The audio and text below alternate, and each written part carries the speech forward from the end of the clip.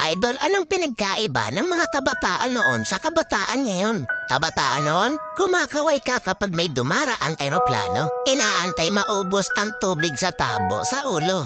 Ginagawang swimming pool ang tanggana ni nanay. Ginagawang braces ang foil ng choknat. Naliligo ka sa alilod ng bubong kapag umuulan. At kapag gabi naman, akala mo sinusundan ka ng buwan. Nagko-concert sa harap ng electric pan. Kabataan ngayon, ang problema ay pera at cellphone. Ang problema lang namin noon kung paano makataka sa bahay para di matulog ng tanghali. Umatay man kami sa palo, aminin natin mas maraming nire-respeto na magulang sa panahon noon kaysa ngayon. Mga kabataan ngayon, isang chat lang, may jowa na. Kami noon sa claims lang umaasa. Broken-hearted, papad friends ang resulta.